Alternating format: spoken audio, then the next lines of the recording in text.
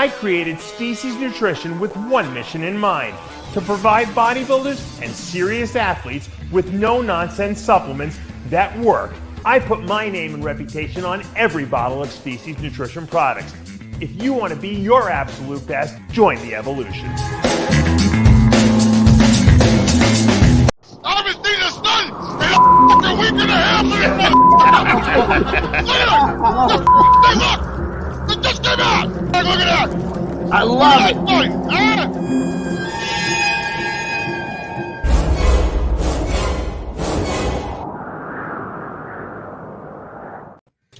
And we are live here at After Hours with the Whack Pack. I'm Dave Palumbo with John Romano. We have a very special show for you today. We are joined by our old friend, Roger Stone. Welcome back, Raj. Dave, great to be back with you. Thank you, Amin Alive, for making this happen. Yes. And I have to say, before the show started, Greg and Roger were talking because, Greg is friends with Charlie Gasparini, who's on the news, and Roger knows him very well. And then Greg found out that actually Roger's right from his own backyard there, huh? Yeah, Roger went to a rival high school. Me and Roger were from rival high schools. John Jay, we played lacrosse, baseball, basketball, it's everything. That's crazy. And Roger, you were the only two-time student body president. Is that true? That is true. That is true. So as I look at this panel, I must say this is a real Roger Stone panel, meaning if you're indicted, you're invited. That's right. I think Yep. You are among convicts, almost all of us. Yeah. Bad boys. That's crazy. Roger's from the same. Charlie Gasparino's my best friend. I grew up with him. He's a brother to me. We go out every one Friday a month. Now, Charlie was telling me, yeah, Roger Stone, yeah, me and him were friends. And when I just brought that up to Roger, I was like, holy shit. And Roger's telling me they grew up, 2 towns over from us. And we're from the same town as AOC, the girl who supposedly grew up in New York City. Meanwhile, she lived right up the street from me. What about the liar? Yeah, she went to high school with my sister's daughters and everything. Yeah. I mean, me and my girlfriend, we go junking at her parents' house. So I might have some of her that's a theme for a whole other show right there. Junking at AOC's. They should bring this stuff on the show and show us, hey, this is what they throw out. Funny is that Roger was the two-time president of his student body class. Meanwhile, Greg was going to the prom with a stripper. Possibly the same time. Rival high schools, right? Rival. Yeah. Rival high schools. I mean, actually, in lacrosse, John Jay is a great school with lacrosse, and Yorktown is was ground zero. So Roger must remember. We're from the 70s. I'm from the 70s as well. But our school, as I was saying earlier, when I was under criminal indictment in the Robert Mueller witch hunt, a charge for which they never found any evidence of Russian collusion or WikiLeaks collaboration or the other actual crime. The Yorker did a profile on me regarding my high school days. They found one guy who said Stone was very, very unpopular in high school. I ran for student body president in 1970. I won 983 to 87. So Donald Trump would say I won by a lot. That's how unpopular we're. The New Yorker, what a piece of garbage. I don't believe anything those people write. They love the slander. It's the opposite. Exactly. that's funny. I wanted to ask you a question because last week we were discussing this whole thing with the terrible what they're doing to Donald Trump. They're trying to obviously drag him through the mud and get him out of this election. You did I think an interview. Amin sent me a link to that I watched, which was really good. And in it, I think the interviewer was asking you, is it possible that Trump, if he gets elected president, can pardon himself?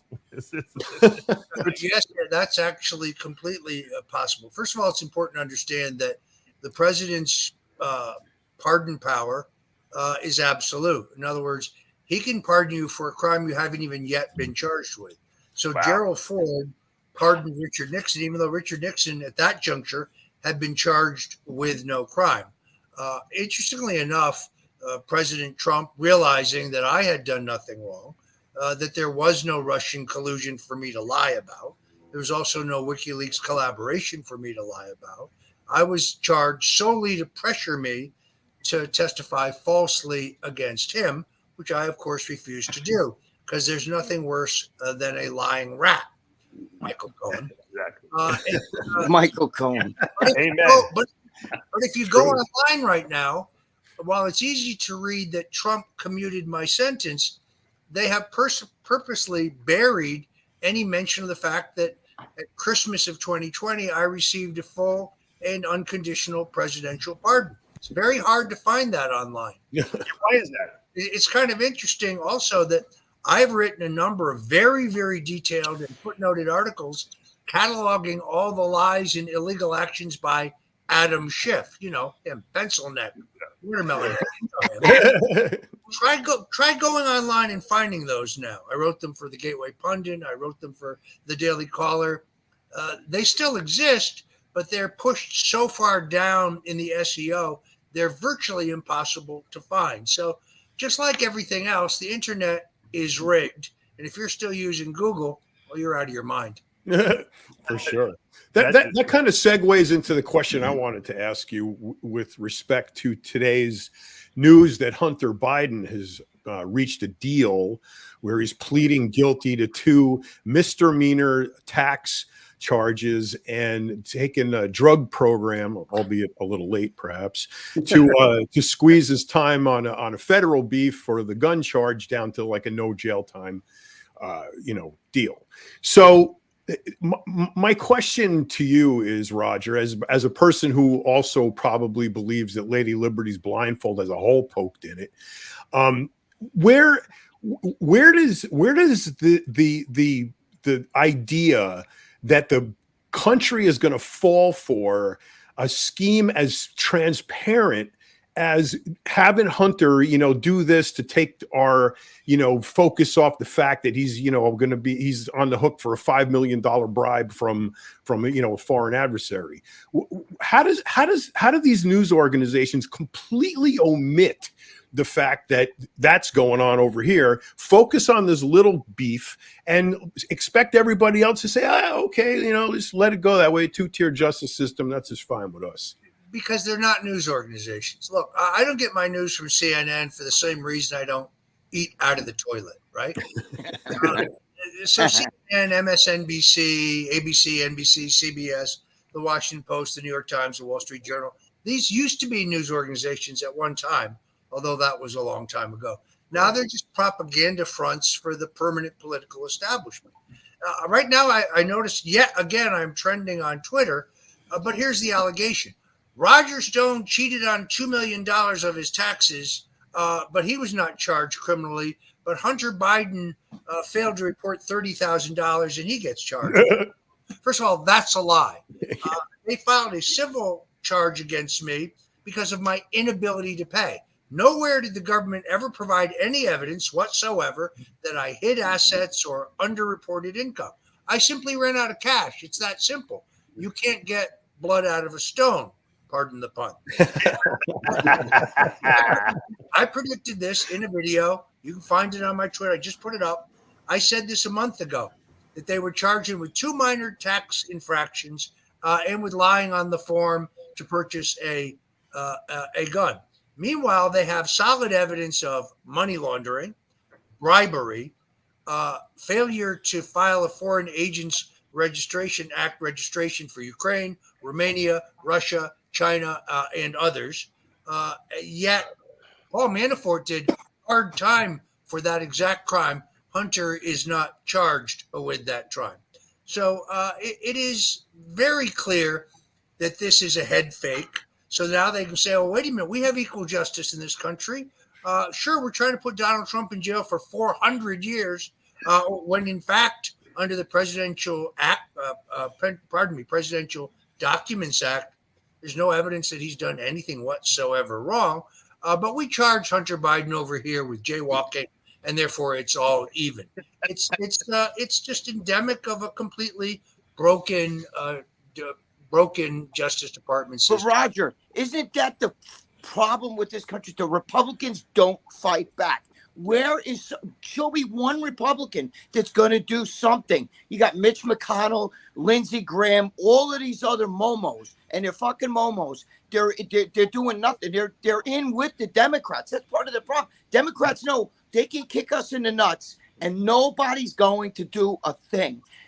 They could show Hillary Clinton saying, "Look, here's my phone. I'm hitting it with a hammer. What are you going to do about it? You're not going to do nothing. We don't do anything about this shit."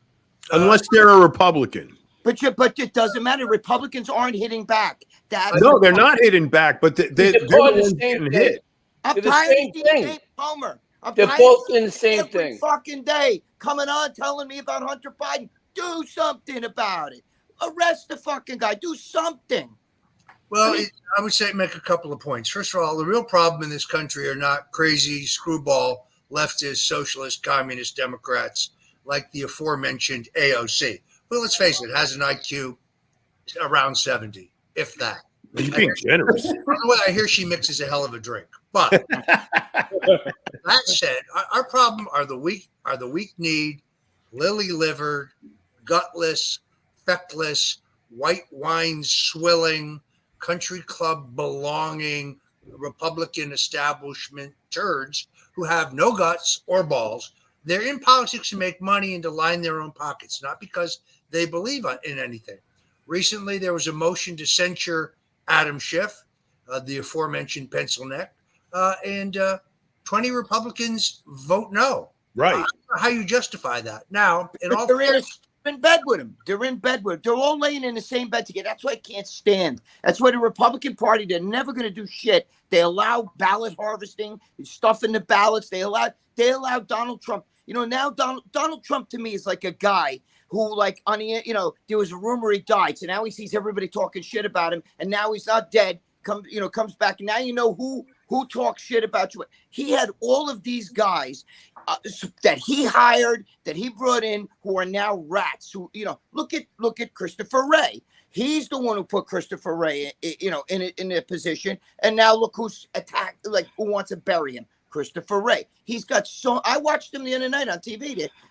How many guys that he put in office, and women, that basically stabbed him in the back because they're not true Republicans. They're like Schwarzenegger. They're only a Republican in the name, a rhino. To me, Schwarzenegger's a Democrat. You know what I'm saying? He is one of the greater disappointments in my life. I remember when Arnold said that he was a Ronald Reagan Republican. Now he's some kind of socialist, but it's worse than that. When he goes to the Arnold Classic, he won't take pictures with anybody. He won't sign any autographs. He's above his fans. He forgets how he got where he is. And that's embarrassing. I go out in public. I could be mid-bite in a burger. And if some guy asks me for a selfie or an autograph, Amin will tell you. I always say yes. I never say no, because I remember the people who prayed for me, the people who supported me financially through my legal defense fund when I was fighting for my life. Arnold has forgotten where he came from. Dude, you were never that good, just to be very clear. You were never that good. There were guys who were better. But now you denigrate the whole sport because you won't say thank you to your fans. And when you tell people you have no constitutional rights, take the jab, you're mentally ill, and nobody respects Arnold anymore. I would urge them not to have another Arnold Classic because he might get lynched. Guy telling you fuck your freedom. About Arnold. Whoa. Now his new thing is, don't. There is no heaven. That's all a nice thought. He just pushes his views on people. You know what I mean? Fuck your freedoms. And these guys still support him. It just kills He's him. trying to be relevant. He doesn't make good movies anymore. He's trying to be superior. That's what happened. He got where he came from. I don't think he's commercially viable for a movie anymore. I think he's done. It's embarrassing what he's become. I wouldn't pay to see a movie with him. No. I used to really like him. By the way, he was a terrible governor as well. Terrible. The worst. He governed as a liberal Democrat. So Roger, what do you think's going to happen with it? Do you think this Hunter thing today is going to disperse the ongoing investigation? I know Congress isn't going to give up, but I doubt it. I don't think Hunter. First of all, there's no statute of limitations on treason, so Hunter probably doesn't get fully and properly prosecuted until and unless there's a new administration and a Republican attorney general who is actually committed to the rule of law. It is absolutely clear that the FBI and the Department of Justice is committed to protecting him. These Fugazi charges fool no one. It's the tip of the iceberg. There are far, far more serious crimes there. I give Congressman Comer credit, but it's really time for the entire House caucus to vote articles of impeachment against Joe Biden and move to a trial in the Senate. Let's see CNN try not to cover that. I think it's impossible. Well, That's the what they need to FBI is trying to run the time clock out because in October, a lot of these charges fall off. You know what I mean? They're saying that that's not the treason charges. Not treason. well, not the treat, but you really think they're going to charge him with treason? You can't get Great. to Taking $5 million from a foreign adversary to affect policy change, that's kind of treasonous. Dude, hang by the balls. Guys, real quick. My question is, does it matter? Because his dad can just pardon. Say it again. Hunter, Joe Biden can just pardon Hunter. What difference does it make? And most Never likely said it's his son. he will do so. But let's also remember, if he's convicted either before and he's either elected before or afterwards, Donald Trump can also pardon himself. And the idea that we're going to go to an August trial in August this year, in other words, weeks from now, is absurd. So let me get this straight. John Durham took 5 years to investigate the Russian collusion hoax, and it produces a report that absolutely shows that Hillary Clinton and Robbie Mook, who goes around with a name like that, by the way, The Momo. and Jake Sullivan and Joe Biden, Vice President, and Barack Obama, and Loretta Lynch, the Attorney General, John Brennan, the CIA Director, James Comey, they all could have and should have been charged, but sorry, John Durham took 5 years to make sure the statute of limitations had run out. Now, I will say this. Durham brought prosecutions against the people at the very bottom of the Clinton totem pole. This is like charging the guy who drove the getaway car in a bank robbery for double parking while you let the bank robbers testify against him, thus incriminating themselves, and you let them keep the loot that they stole in the bank robbery. Great analogy. True. Well, Bill That Clinton was awesome. his socks. He put tapes from he put White House tapes in his socks, and nothing happens. It's Well, it's just But in mind boggling. the end, that ruling may be what saves the day for Donald Trump. Look, they have brought these charges against him under the Espionage Act of 1917, for which almost no one has ever been prosecuted, when the controlling law is actually the Presidential Documents Act, as ruled upon by Judge Amy Berman Jackson, who happens ironically to have been the judge in my case, a real Trump hater. But she essentially ruled that Bill Clinton, as president, could do anything with his documents that he wanted, including keeping these tapes in his sock drawer. That's the legal precedent. So I think if Trump goes to trial in Florida and Florida alone, there's a high probability that he will get a fair trial. And if he gets a fair trial, I think there's a high probability that these charges could be dismissed or that he could just beat them at trial.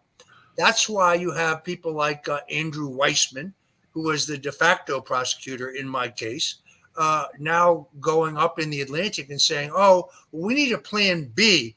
And therefore, we have to make sure Trump is charged either in D.C. or in Pennsylvania to make sure that we get a more favorable judge. There it is, folks. That's an admission that the whole thing is political. What about Georgia? What about the Georgia charges? The case in Georgia is total BS. Look, listen to the entire phone conversation. What Trump says to the Secretary of State, by the way, there's 6 lawyers on the line listening. He says, you have already counted 11,870 votes illegally. 5,000 of those are convicted felons. The rest of them are either out of state or they're dead.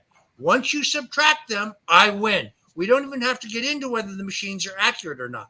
That is not the same as saying, go out and find 11,870 votes. That's not what he said. Listen to the whole. Now, it's tedious. It's a long, long conversation, but they don't have a case against him in Georgia. And by the way, just past week, the 8th Federal District released a report that shows that they knew the whole time in Georgia that everything Trump was said and the machines were entirely hackable.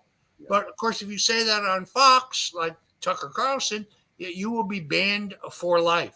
That was a sham right there. But the thing is, they want to do the Georgia thing just to their ideas to wear Trump out, get him here, get him there, pull him here, pull him there. No, their ideas to prove that America is a banana republic now. Well, we're heading straight towards socialism. Roger, what do you think the motive is? It has to do with the election. They're petrified with the fact that he's leading Joe Biden, even with this load of crap dumped on him. He's leading Biden by a lot, as Trump would say, in all the polls. If this election were held tomorrow, he would beat Biden, and they're petrified about that. And therefore, they want to figure out a way to destroy him or disqualify him prior to the election. That is what this is all about. But you're right. He was on my WABC radio show. I have a new show there on Sunday afternoons, 3 o'clock. You can go listen to this at WABCradio.com. For my very first show, I interviewed Donald Trump, and I was hoping for 15 minutes, maybe 20. He stayed the entire hour, essentially. And what's amazing is how cool, how calm, how collected, how resolute, how determined, how talkative he was. It was a great interview. And by the way, I didn't just ask him about, these charges in politics. I asked him about UFOs and whether he, when he was president, ever saw or learned of any actual evidence that there are extraterrestrial beings. By the way, he ducked that question, which makes everybody believe that UFOs are real. Say, you see, he knows. I asked him about the JFK assassination. He says this time, if he becomes president again, he will declassify all of the documents. Boy, there are assholes puckering over at the CIA right now. Yeah, sure they are. It was a great interview. If you haven't heard it, please go to WABCradio.com, the website, and download it. We had an hour. It was an unbelievable interview.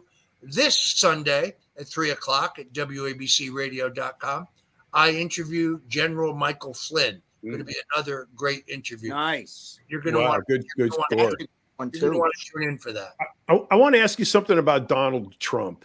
It seems he seems to be able to be very good and concerned about separating Donald Trump from the presidency when he goes to defend ostensibly the office because of what the left is doing to him personally. So he's always says another president should never go through this. So he's acting to preserve, the office of the president. And how do you think he's able to, pull himself out of that? And I mean, he even said, he's not afraid to go to jail. I mean, he'll die for the cause. So he's obviously preserving the office of the president. How does he manage that without caving in? I think people underestimate how tough he is. I mean, look, I've been in a world of hurt. I've been the target. My friend Amin here has now been unjustly and unfairly targeted in a BS case. The stress level is extraordinary, just extraordinary. And look, I worked for Nixon. Nixon was a very tough guy. And I worked for Senator Bob Dole, was another very tough guy. Neither one of these guys was nearly as tough as Trump. How he functions every single day, knowing that they're trying to lock him up for 400 years, and he just keeps fighting. See, that's what they've underestimated about him. If the goal is to wear him down, you will never wear him down. Never wear him down. If he got locked up, would a Secret Service agent have to get locked up with him? It's an interesting question, isn't it, Greg? I mean, look, the whole thing is beyond belief, but it just shows you what an existential threat he is to them, and the fact that they must destroy him, because if they don't destroy him, he is going to destroy them and restore the U.S. Constitution, and they hate that idea. I mean, look, I'm a Republican. Okay. I have a sentimental attachment to the old Republican Party of Lincoln and Goldwater and Reagan and Nixon and Trump. But the truth is, when you get to Washington, there's only one party, and they're all in it. It's the Green Party. And I don't mean the Green Party. I mean the party of money and influence. It's what it's all about. They don't care about the country. They don't care about the voters. They don't care about the people. They don't care about the quality of our schools or the safety of our neighborhoods. They don't care about whether children are being essentially surgically assaulted to change their gender. They don't care about any of it. They only care about getting reelected and keeping their nose in the trough. They only care about their rich donors getting even richer and richer. It's a broken system. But Roger, the January 6th thing, that bullshit, in my opinion, by the way, what they did was they made the people shit their pants. Like, it's like, God forbid we ever like get together and have our own little march on Washington. They make you because you want to fucking stand up as a Republican. You want to stand up against the Democrats. You risk treason charges and go to jail. Look what they did to these people. To me, it makes you a little nervous. You know what I'm saying? I think that was the entire purpose. Look, there's a long story in yesterday's Washington Post, which took me a while to get because I refused to subscribe online because I'm not paying those cocksuckers. But once I finally read it, I realized that one of the prosecutors in my case wanted to investigate me regarding January 6th. Now, I can tell you right now that there is no witness, no email message, no phone call, no text message, no encrypted message, no chat room, no evidence whatsoever that I knew in advance about, participated in, or condoned any illegal action regarding January 6th. To prosecute or investigate a crime, you need to have probable cause. There is no probable cause. You wouldn't know that from reading Twitter, of course. Correct me if I'm wrong, but you woke up late and then left, right? Yeah, I mean, I didn't go. I mean, it's a little voice came to me in the shower that morning and said, something's not right here. Don't go. But here's what they don't want to talk about. I watched them. I'm in my hotel room. I watched the president's speech on TV. Then the house phone rings. And my very good friend, Officer Salvatore Greco of the New York Police Department, who's been terminated because he's a friend of mine. He's in civil court now to try to get his pension and his good name back. He's going to win that fight, by the way. Good. He answers the phone and he says, evidently there's a couple Secret Service agents down in the lobby. They've been instructed to accompany you to the Capitol. And I said, really? That's very interesting because I never had any plan to go to the Capitol. Mm. So I said, go down to the lobby and ask to see their credentials. And after you determine that they're real, tell them I will not be coming down and I'm not going to the Capitol. So he went down, he came back and he said, well, they're definitely Secret Service agents. I saw their badges and their IDs. And I said, what happened when you told them I wasn't going? He said, they were really pissed. Yeah, they were. Now, they don't want to talk about that. Instead, they have some woman in the January 6th hearings who says, well, President Trump instructed his chief of staff, Mark Meadows, to call Roger Stone and General Flynn the evening of the 5th to find out what was going to happen on the 6th. False. I've never talked to Mark Meadows at all in any medium, not phone, not text, not email. I don't know Mark Meadows. I met him once when he was a congressman several years before Trump was president. So that's perjury. Then she goes on to say that Meadows was going over to the Willard Hotel War Room to meet with Stone and Flynn and others, but I talked him into not going, but he later called Stone and Flynn for a briefing on the meeting. Wrong, false, perjury. No such meeting, no such war room that I'm aware of, and no such phone call ever took place. And then they play these AI-generated videos in which you hear my voice, but you don't hear me saying anything because it's shit that I never said. Lips weren't moving either. I mean, it's the whole thing. They show a picture with a mask over your face, and then they play an audio track. Like, people are stupid. You know what's scary? Pretty soon in the future, they'll be able to create their own AI videos, and it will be you talking, and it will be you saying stuff. Did you see that Joe Rogan show they did on AI? You couldn't tell that wasn't that Dude, wasn't I got. By the way, are you aware of how short Joe Rogan is? He's very, very short. Yeah. Oh, yeah. I know the Yeah, feeling. but he's got 11 million subscribers. I know the feeling. But That begs to ask a question. CNN gets ratings they get about 1 million viewers in prime time. Most of them in airports. Most of it in airports. MSNBC gets about 500,000. Okay. Joe Rogan has 10 plus million. Andy Frisella has 10 plus million. There's a litany of Bet David, Bill O'Reilly. Bill O'Reilly's independent thinking people. Alex Jones. Alex Jones is unfortunately regarded too much as a crackpot, but unfortunately, everything he says comes true, but not for like years. But yeah, but he gets millions of people. But my point is that many more million people are exposed to these varying views and facts of the case versus the zombies that watch and only get their news from CNN and MSNBC. Why are so few people being able to fuel such a gigantic fire when there is ample evidence to the contrary everywhere? Well, first of all, I think many people who are watching alternative media, whether it's my friend Patrick Ben-David or whether it's Alex Jones, Joe Rogan, I don't understand. He's not clever. He's not interesting. He's not amusing. I can't watch him. I turn him off after 5 minutes. He's not even good. There's nothing good about him. And he's very, very short, just to be very clear. I doubt he can take a punch either, but that's just a theory. But the rest of a lot of those people, Joe Rogan, a lot of those people who are watching, I think, are not registered to vote. They're outside the system. They've given up on the system.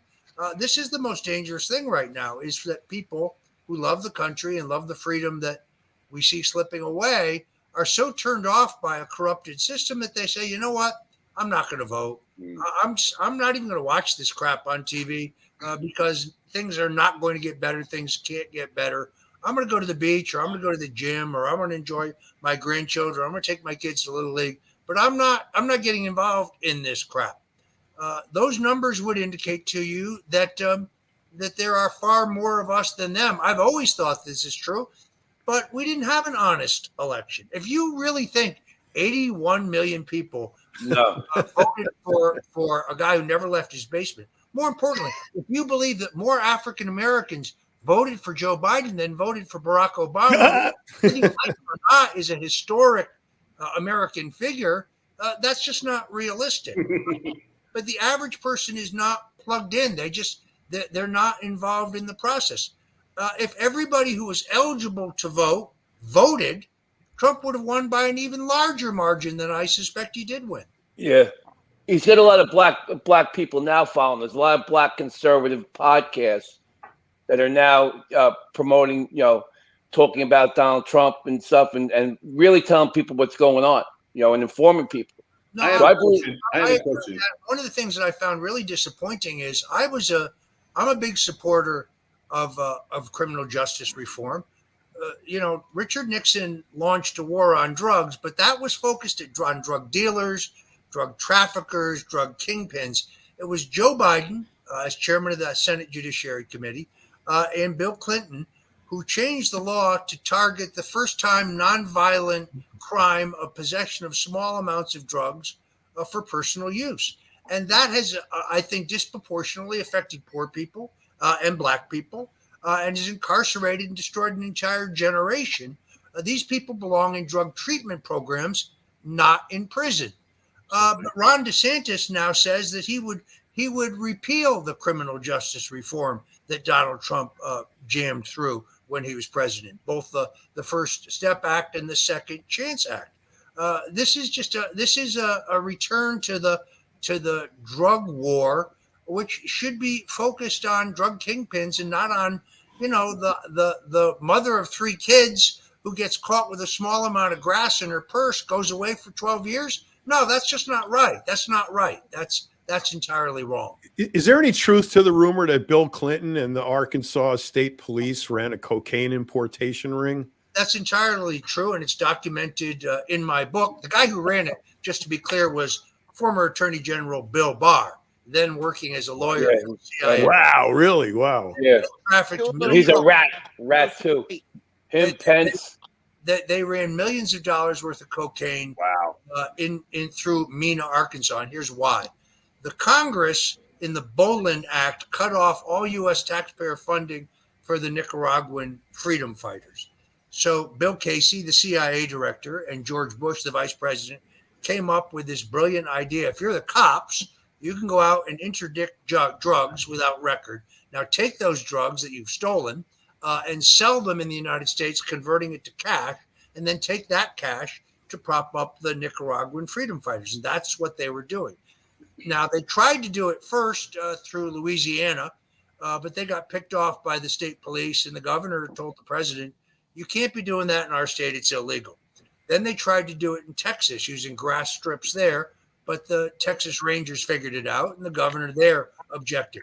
Then they found a governor who was more than happy to take his piece of the action and look the other way. Bill. So it's all documented in my book, The Clinton's War on Women. It's also in my book, The Bush Crime Family. You get both those books by going to stonezone.com in the shop. You get an autographed copy. You can also get them on Amazon if you want to give your money to a corporation that hates your guts. And your copy will not be signed. There's also a rare book. It's very difficult to find. If you can find it online, it's out of print, called Barry and the Boys.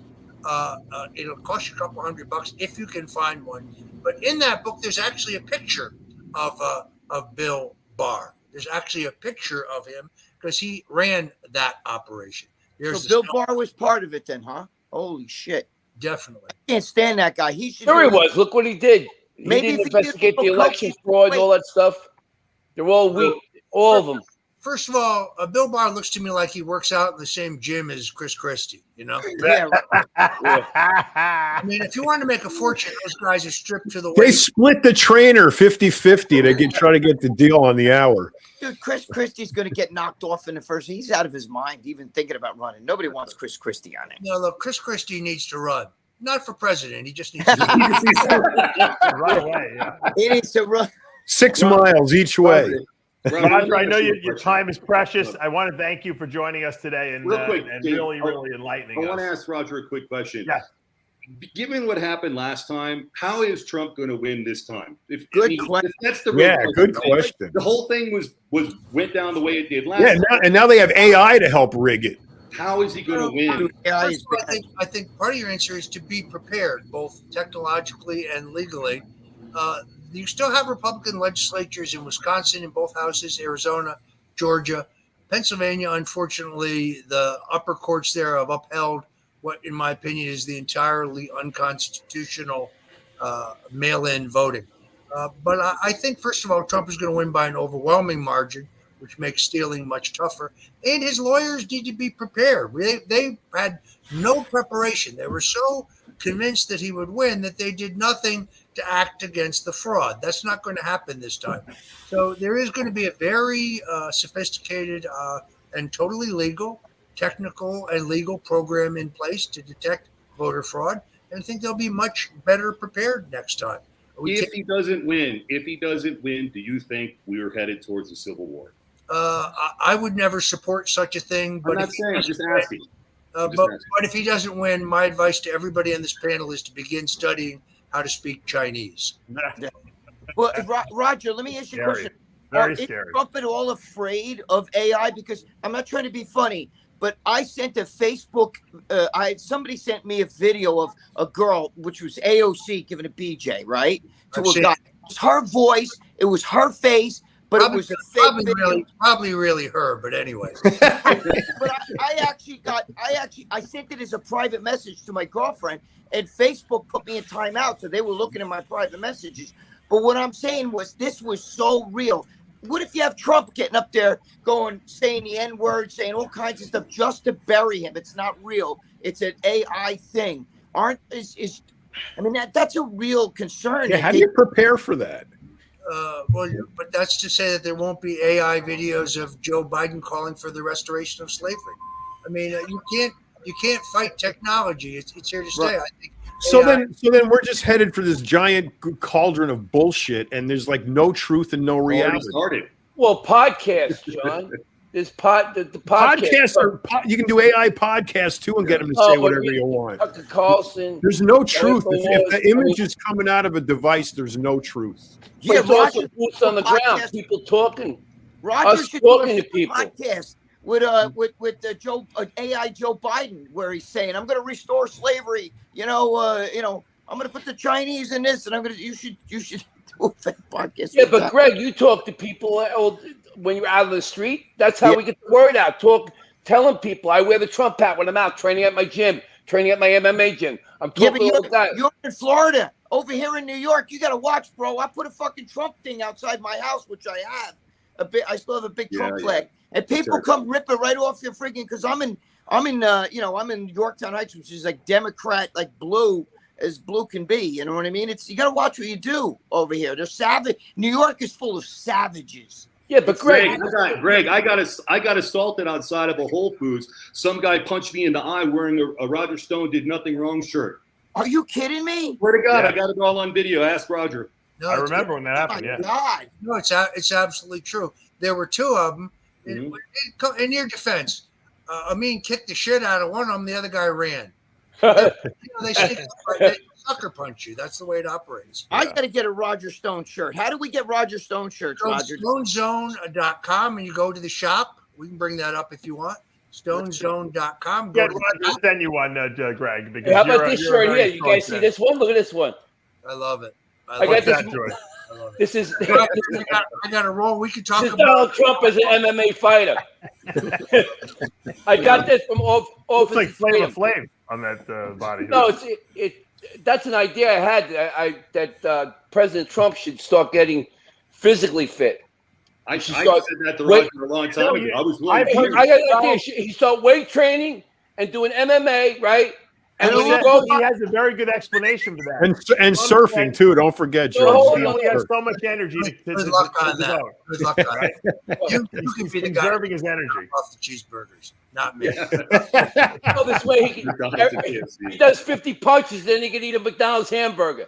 Who's the worst eater, Roger? Who is the worst eater of any president in modern times? Probably Donald Trump. I mean, the guy, he loves the Kentucky Fried Chicken. He loves the Big Macs. He's always been like this. But Clinton is pretty fat though too. But I knew both of his parents, and they both were vital into their middle 90s. It's in the genes.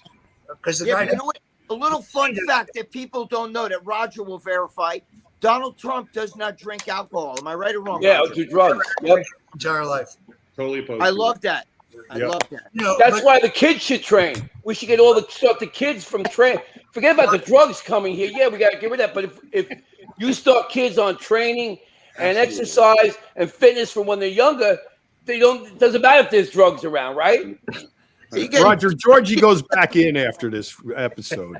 John Romano, you have to bodybuilders. A lot of them guys are on drugs, right, John?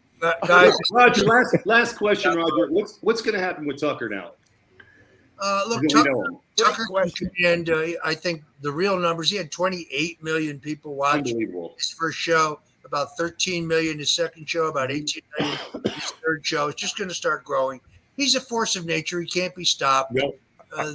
And his shows are great. I watched them. I think it's a great format. 10 minutes is better than an hour. Pulls no punches. He writes the stuff himself. He's been a friend of mine for 30 years. He won't be stopped.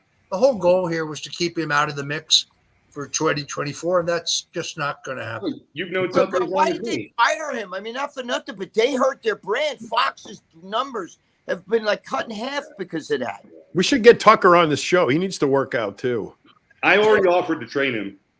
Mr. G will move into his house with him if he wants. No, that was my idea for President Trump to get new. He already has. He'll never get Secret Service clearance, George. No, hold on. George, you ain't going anywhere near him. Hey, President Trump, I'm not talking about me training. I'm talking about him on the campaign. How does he get new people that hate him? Well, when he tours the country, he goes and trains at the most crap hole gyms, right, in the inner cities, in Memphis, in Seattle. I would rather go eat pizza with him. No, he goes in there and works out with them. And then he goes eat some McDonald's hamburger. I pitched it in 2016. He's not interested. He came to Fort Myers here. He went to the pizza place downtown. Everyone loved him there. He was buying pizza for everyone. Because he's the friend of the people. That's why he doesn't. You don't want a president they can he's a sit real down and have a beer and a piece of pizza with. He's Donnie from the block. That's what Donald Trump is. Donnie from the block. That's him. He's bail out on you, but I must. I got to go to my next appointment. All right.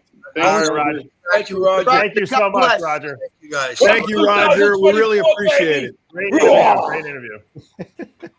All right. That was great. Also joining us is our good friend Frank Matassa, who he has. Frankie! What's up, guys? What's up, Frankie? How are you?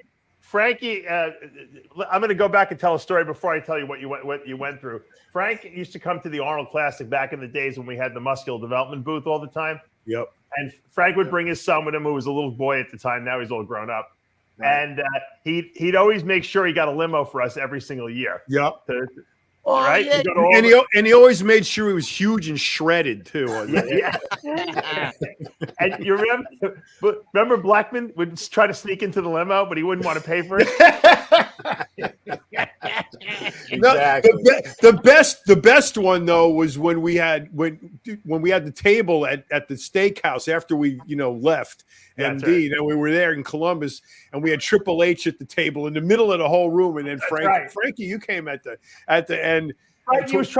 Frankie went and snuck away and paid before I know. Frankie's like, "Oh no, you're not paying. Oh no, you're not." No, remember, Blackman came in the little yellow short bus with the whole crew. He had the whole office, with the hockey helmet on. I was on that bus. Yeah, with the hockey helmet. Yeah. We had the big giant Hummer, and he's shoveling money at the maitre d' to just get him in a back room so he doesn't have to share the main restaurant with us, right? Yeah, we got to get out. We got to get away from them. They're the enemy. I got to get those guys. You guys.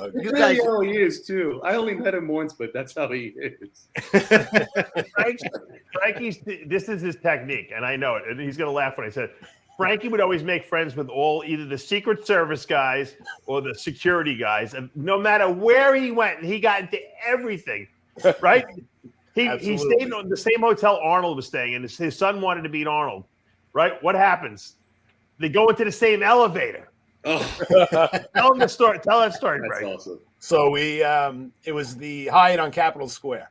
So we go into the same elevator as the Secret Service guys, and we go upstairs to the restaurant. It's late night at this point, and Arnold comes in, and he came in with a Secret Service. He had a private table in the back, and I just went to the Secret Service guy. I said, can Arnold get a picture with my son? And it ended up happening. Yeah. but the biggest deal was the Secret Service guy didn't want to let it happen. And I kind of coaxed him into it, and he finally did it. So Arnold was governor this time, right? So how much did it take at the time? How many hundreds did it take you to coax him into it? It didn't take any. So the funny thing is, the next day, it was the muscular development booth, if you guys remember. So the next day at the expo, Arnold was walking around the expo and going to every booth. And what happened was, you guys had all left the muscular development booth. Everybody left. I guess it was the show. The show was going on at the expo, and everybody left. And Arnold, the Secret Service guy, the same guy from the night before, comes over to the booth, and he says, "Listen, Arnold would like to, take a picture, with everybody in the booth." I said, "Oh, now you need something from me." It was the same guy from the night before, and that's what happened. Isn't that funny?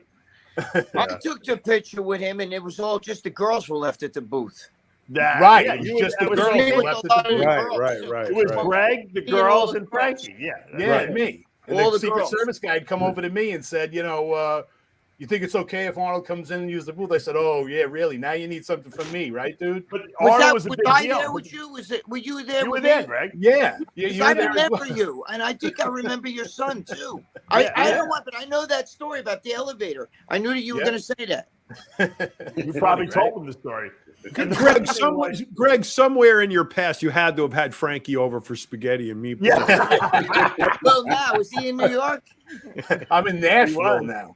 Oh shit! I You're in escaped. Nashville? I He left, escaped New John. York. He left. Yeah, wow. Oh, wow. I remember Frankie was telling. I was talking about buying a house when I went back to New York for the show, Dave, Right. and I was perplexed over the fact that they're all 2-bedroom. There's only one bathroom in the houses, and like the stuff I'm trying to rent or buy or whatever, and then. I cook a lot, so I mean, kitchen amenities are important to me. And Frankie says, "Well, in Nassau County, you can't have a garbage disposal." And he says, "Doesn't mean I don't have one, but it's you put one in after you get the inspection." As soon as he said that, I just love this guy. He's one of us. Frankie bought the property next door to himself, and when he was in Long Island, because he didn't want any neighbors, basically. Right. Hey, Frank, so how's the Italian food down here, though? It's is not it good? That's what I miss. That's what I miss the most is the food. Are you building big buildings over there in Nashville? No, I retired, so I'm Retired? basically just building some houses now in Gatlinburg just to keep myself busy. Wow. Moving to Congratulations. Florida, though, John. Just something. Well, you're supposed to move to Florida, Frankie. Yeah, all you will. Italians from New York, it's a law. You got to move to Florida. I have been looking for a house in Florida, actually, so I might be moving there sooner than later. St. Peter checks that shit off the clipboard when you go up there. If you're Italian and you didn't move to Florida, you're not getting in. That's just Now, even funnier, even more coincidental. So Frank, after I get my surgery for my aorta, he calls me up and he's like, "How you doing?" I'm like, "Oh yeah, I'm good." I give him the whole thing. He's like, I think I'm going to need my aortic valve, replaced. I said, "What's going on?" "Well, they say I got some regurg." So he goes for this appointment in Dallas to see, some top level cardiologist over there. And they're like, they do whatever, their echocardiogram and all the testing. And they're like, "You're not leaving." And he's like, "What do you mean I'm not leaving? I'm just here for an opinion." And he's like, "You're not going anywhere. Right? And you got to get the surgery right then and there." They said, "You're in heart failure right now. You're going to the emergency room." Wow. No way. Yeah. Right. Did you feel okay? I was there for 12 days. I didn't really have any symptoms. No. I really You didn't were just a hand grenade waiting to go off. Yeah. Basically, my heart was the size of a cantaloupe. Wow. How did you find that out? His valve wasn't working. It was regurging. What made you go? What made you go get checked? What was the? So impetus? you guys will never believe this story. So my father-in-law passes away about a year ago.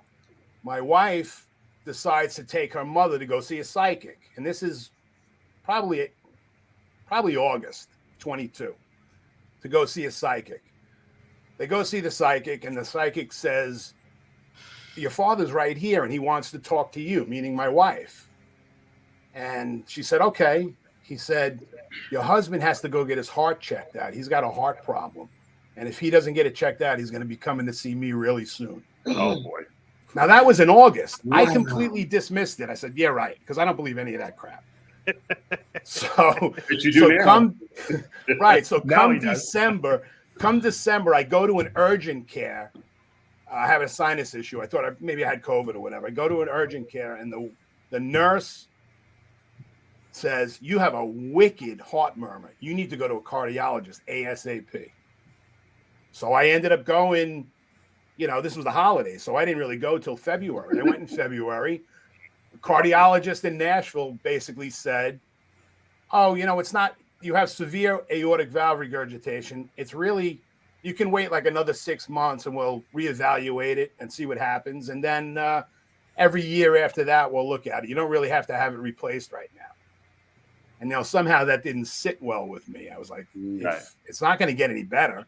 So, I need a second opinion. So I went to Dallas for a second opinion, and he goes, "You're in heart failure, and you're going to the emergency room." Oh, boy. Oh, boy. Wait, what is You probably avoided a heart attack. what is that? What is heart regurgitation? What is that? So what happens is the aortic valve is basically leaking. It's not holding. It's too big. So the blood is flowing back into my left ventricle.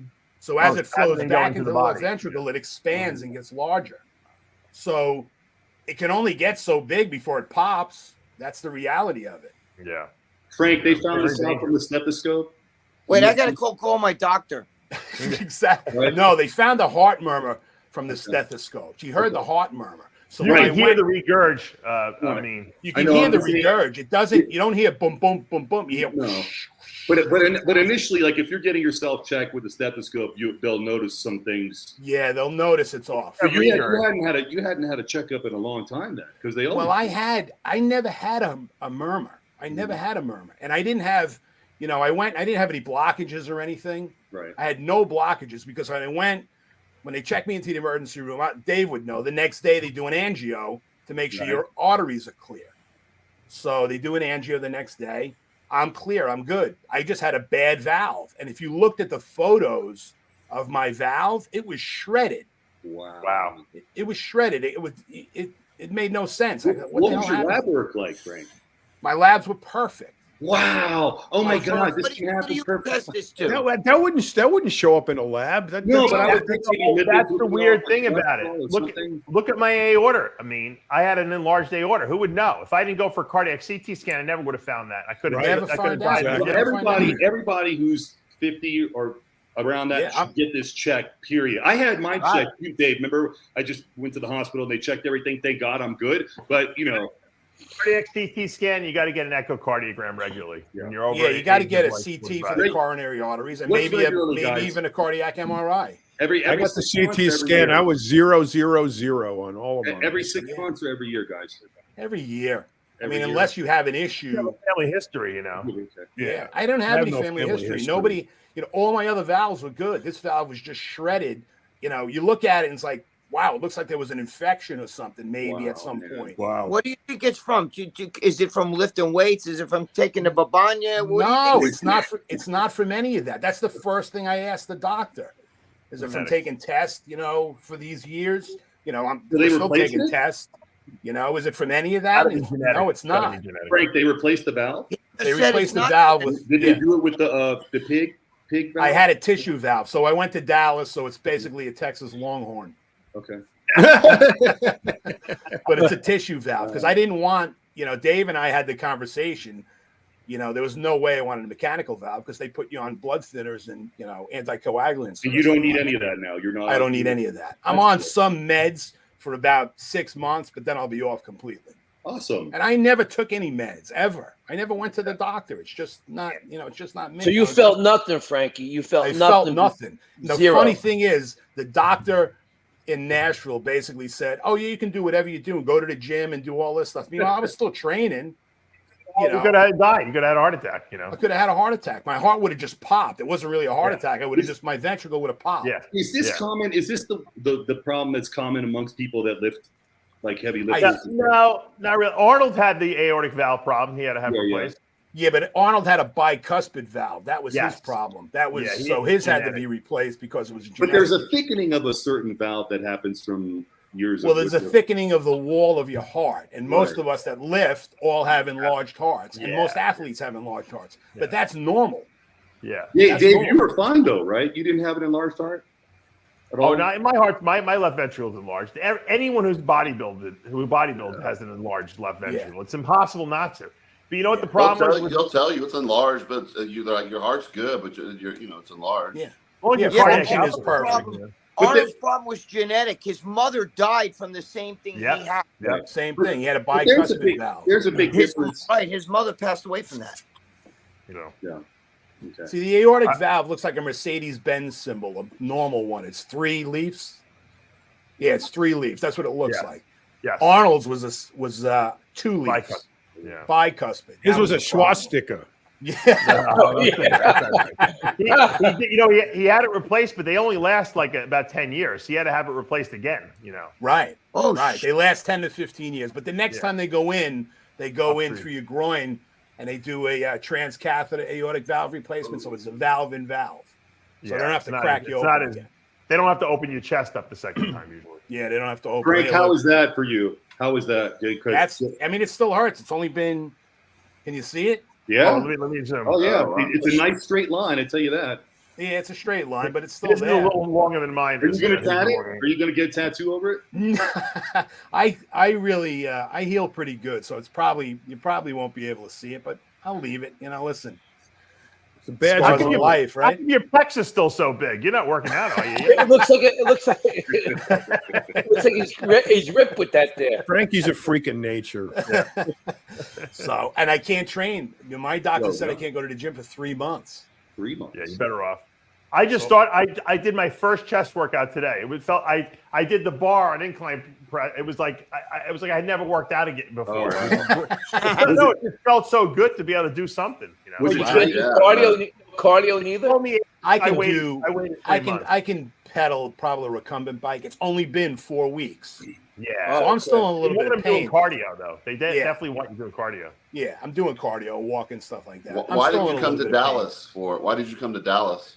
So I had a friend, you know, the Staubach, Roger Staubach, Yeah. the Dallas Staubach, Cowboys. yeah. So I know his brother Jeff Staubach. So I did a little research on UT Southwestern. So I called Jeff through another friend and said, "Do you know any doctors at this place? Because this is supposed to be a really good heart hospital." Just so happened, 2 of his best friends are the national directors for cardiac thoracic surgery for HCA Healthcare all over the country. And those are the 2 guys I went to see. Wow. Because of them. And they, you know, I asked them, how many of these have you have you done? They said, 5,000. Yeah, So I'm like, okay. that's what you want. You Just don't want- another day in the office for those That's right, guys. yeah. Yep. Walk in the park. The guy who did my shoulders, he not only does he done 5,000-10,000 of them, but he does 2 at a time. He runs back and forth from the rooms and does 2 at a time, 2 surgeries at the same time. Wow. I don't know if I'd like that. That's the guy you want doing your surgery. There's some I messed doctors up that and have messes up too. there's some doctors that have a control center with they have a bank of TVs Robotic. and they have residents or other lower level doctors performing all these same surgeries like hernia, simple shit like hernia, appendix or whatever. And he's got like 10 of them going on at the same time. I mean, he's just sitting in the control room barking orders at the TV screens, and Like a drone he's pilot. charging for 10 freaking surgeries in 1 hour. John, they also use robotic too. I had my hernia surgery was done with robot. Like, I Once got they the can best do guy. heart, once they can do the heart that way, that's going to change. That's the done. scope of Yeah. it. Hey, Dave, did you ever see how much the claim was for your surgery? No, I can't even imagine what it is yet. Mine was $934,000. Mine What? must be. I was in the hospital double the time you were. Mine must be $1 million. $1 million? Frank, you're the $1 million man. $934,000. Dave's has to be double that. Man, at least with all my Yeah, surgeries. at least. Forget about it. My two little hernias were $47,000 Crazy. for You're in the wrong 7 business. minutes of surgery. Dave's a $6 million man from that Yeah. TV sitcom. Na, na, na, na. Yes, he's a $6 million man. Speaking of He's gonna theme do songs, hold on. I got to play this. Our friend, I gotta be a freak. He always does those little those funny little songs for us. You got to be a freak. You Yeah. got to be Yeah, a I know freak. who you mean. All right. Hold on a second. He sent us a song here. I got to play it. Oh, he's a talented dude. Yeah, very talented. So listen, all you guys, go get your hearts checked out. Yeah, for real. We all just- have. I just got- Don't be Dave beat be us over the afraid. head. Hold Yeah, on. we all have, yeah. Let's listen to this. Hold on. You got audio? Hold on. I haven't put it on yet. No audio.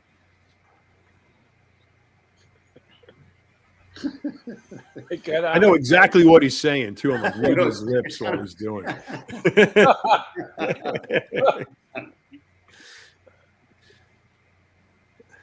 Look at Dave. You don't need the audio. It's funny No, without it's it. He's very talented. Very Yeah, talented. he's good. I just got mine done 2 weeks ago. Full What'd you workup. get done? It's hard. The calcium CC score, and then they did the ultrasound of my heart and everything. And you were So it was weird because my calcium score is like 800 something, which is really high, but I had no blockages at all anywhere. good. Perfect. That's Yeah. great. So- You're lucky. Yeah, Yeah, Larry's my going to be 110. He's going to be a cyborg. And, Yeah, and the- I and the think he's a str- cyborg already, to be honest. Yeah, with You And too, Dave. just didn't tell anybody. Part Yeah. Terminator. the strange thing is my cholesterol is like 102. That's Wow. it. Wow. So I don't even know how That is weird. that got. I've been waiting for like some like special like team of people to pull up to my house like in the middle of the night and come and like kidnap me and take me to a room and say, look, we want to put some new technology in you. We're gonna make you bigger, stronger, faster, and they're gonna be like, but you're gonna have to work for us, after this. And I'm like, all right, let's do it, man.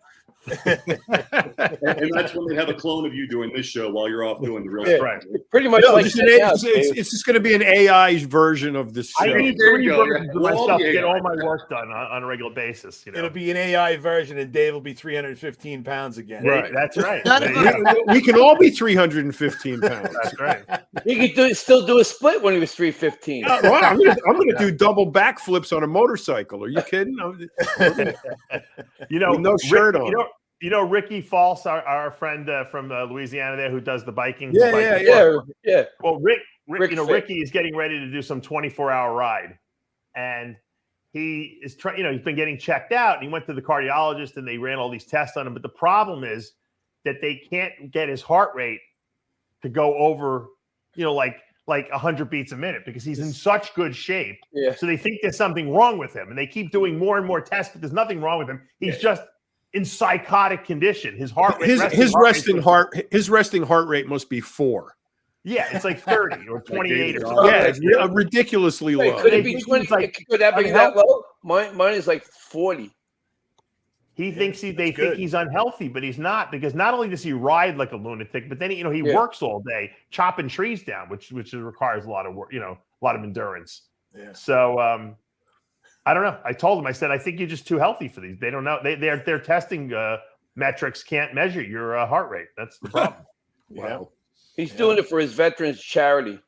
Yeah. That's He's going to come on the show, probably next week and talk about that. Good. He used to ride his bike to the gym when he was. I remember we went to gym owners in Homer, Louisiana. The guy that owns the gym there said that Rick, from the time he was like 12 years old, would ride his bike like 20 miles to the gym and then ride home. Danny Detweiler. Danny Detweiler, John knows him. Danny, who's I know Danny. Yep. They grow up like that, if you condition Actually, yourself. Danny just texted me. That's kind of weird. That's kind of Dave, strange. you used to run, remember? Back in the day. It was a cross country run. Dave got his start. Yeah. Was He was running like track. as skinny as my finger. He was like this. Exactly. But he always had big feet. I used to run cross country. I ran cross country in high school. You too, John? Roger was a Oh, runner. Ricky sent me some. He's cleared for strenuous Oh, activities. you just saw They it. cleared All him. right. Cleared for He's strenuous. probably the healthiest guy that we know. And they're questioning his health. Nuts. So I want to. A lot of people have been asking me about this whole Bob Ciccarello thing. I've been battling with him and I don't even know how I got sucked into the whole thing because I said I wasn't going to do it anymore. I don't know why you're wasting your time doing it. I know. I'm done. You know what? I don't even care. You win, Bob. Okay? It's under I'm your done. skin. Oh, it's But- entertaining, Dave. I know that's the only reason I do. But Bob did lie, and he's trying to go back. A head judge told me, I'm not going to say what it is, that they don't look at legs. And so unless it's like super close at the Olympia level between two guys, and then there's nothing else. There's no other differentiating factor. But they don't look at legs. Okay? Yeah, they tell us as a judge, don't ever look. You're judged from the waist up. Don't even look at the waist down. I saw you put a video up. Thank you. I mean, it's pretty. I mean, if that wasn't the case, Armand, how do these guys who have a prosthetic leg, how are they turning pro in men's physique? Because they don't look at legs. They don't count. Unless Don't even look at them, literally. I mean, because why should you? It's an upper body contest. So why do you even have a class where you don't look at legs? Because you know what? It's a beach body. It's a Yeah, beach it's the body. best body that they used to have at all the clubs. Because training legs is too hard, Yes, it and is. people want the easy way out, so they just don't Because train if you legs. see one of You know the what, John? guys, It's the lawn dart philosophy of bodybuilding. Nobody likes the pain. You know what? It's a good division because it gets people to enter the sport that way a lot of times. Yeah. And some guys have a gifted, amazing upper body, and they just don't have the ability to grow legs. So I think it's It's a good. What about the division. guys with gifted legs? How come they don't get Oh, a shot? they Called wellness. That's a John. good contest. Wellness, they don't have wellness for men. Yeah. You have to become a woman. You can just say I identify as a woman. You do I got to identify. That's all as the a girls girl. train There you anyways. go. They're Could you imagine that division for guys? They'd be wearing a t-shirt and posing trunks and be all like, Oh, Greg guys would love that. Greg is going to put a wig on. He's going to do wellness. He's going to identify with a woman. He's got good legs still. So. listen, someone's got to I do got it. huge Someone legs. has to do it. Big everywhere else. I would never, wouldn't. And plus, my dick don't even fit in the goddamn posing trunks. I don't know how you I see this much. You got to shop for your posing trunks at Target. They got got a special. They got a special cut for you. Oh yeah, they got the ones where He you can shrink wrap like vegetables and fruits and stuff. He's got to shrink wrap his penis before he puts it in his posing. I get my dick's fat too, so I don't know how the fuck go in cold water. You're not dehydrated enough. That's because you shot all that test propionate in there, Greg. That's why. You should never have done that. How about the guy Tattoo Timmy, who had his schmeckle tattooed? Well, they don't show it on stage. With him, and I followed him into the men's room with the fucking thing. And I want to know who does the tattoo artist is like. I know. John, can I tell you something? Dude, tattoo. You take a beer bottle or something like that, and you have to stretch it around there so they can tattoo it. Really? Yeah. I was in a tattoo parlor in Fort Lauderdale. And this guy comes in and he goes, he wanted a fly tattooed on the head of his dick. And the tattoo artist said, this is like Max was really little, so this is like almost 20 years ago. Yeah. And he says, yeah, that'll be about $2,500. And the guy looks at it for a fly. He says, it's not the tattoo, it's where it is. It's the location. Yeah, my friend's got a scorpion. He's got a big dick, so he's got a scorpion tattooed on the top of his dick. Oh my God. Here's a grosser one. He shows it to you. I know this kid who does piercing. And I remember we were all hanging out in this one, and one of my friends says, man, you got it made. You get to pierce like these super hot girls, vaginas, with the clip piercing. Yeah. And he's like, listen, for every one hot girl, there's hundreds of fat, smelly, stinky fucking girls that want it pierced. And that's not fun, he said, and not hot. Can you imagine having to weave through all of those folds and shit, and what if in that search you miss and you pierce the wrong thing? I mean, the gynecologist will tell you the same thing. And what if they're not shaved out there? You have to like oh my God, can you imagine some of the nightmares that they must get to see? I like sexy now. That's a girl that's going to get her clit pierced has got to be like, I mean, outside of our industry, but in the real world, there's only, I mean, the majority of them are going to be probably from a trailer park or do meth, and that's what you're going to get. And, and they probably also got the tramp stamp in the back, right? Of course, and the bows in the back of the, I haven't seen the tramp stamp. On their breast, John, the rose on their breast. Of course, yep, they got to have that, and everything, and all the piercings on their face too. You got to have them, because they got a hook in their nipple for the EBT card. They got the surgical implants where I saw a person on TV had a spider implanted into the head under the skin, and it was so you could see this raised up. Oh my God! Or the clip that holds the EBT card to the nipple. People are too bored. They look at themselves like, what can I do weird? They get it tattooed on him, the EBT card. Yeah, the implanted EBT card. You can get that one. The mark of the beast. When I was young in prison, there was some crazy guy. He wanted to pierce his balls. He kept putting things in them. And he did it for a few days, and then his balls got infected. They blew up like the size of grapefruits. What was that thing they get? My friend did it in jail. They get like a little stone and they shave it like a star or something, and they put it under the skin. They push it down there. I don't know. He was Larry, like AC/DC. I guess he had the biggest balls of them all. I want to know where you get a stone in jail. Where I was, you ain't getting no stone. I don't know. Where the hell do you get a stone? A piece of stuff that Larry was in prison. Let alone the stone. How do you get something to shape it with? Yeah, really. I forgot. Rub it on the ground. They're giving something to shape it like a star or a circle, and they cut open the skin and they push it down in the skin and then it heals over and then you got like a star under your, you know, it's and that's for the purpose of whose pleasure? Yeah, like really. Like, what the fuck? I want to pull up another video. I need Greg's expert. Greg, we need your expert opinion on this video. Hold on. Hey guys, we didn't talk about trannies. This also counts as $500 to the St. Jude's if you do that. Pues, ¿qué creen? Que Johan Pérez ha competido y esto. What is it? There's a new Synthol guy on the block. Hold on. I want to get rid of the audio because it's not English. I'll translate it. Oh, goodness. That's horrible. Wait, dude, I didn't see that. I can't even see that. Oh, hold on. What the hell happened? Hold on. I messed up. Oh, this is the guy. Okay, hold on. Yeah. What am I doing here? Hold on. I don't know what you're doing. I'm trying to blow it up a little bit because it's a little small. Shoot. A little small. I'm just going to leave it this size. Your finger has Tourette's.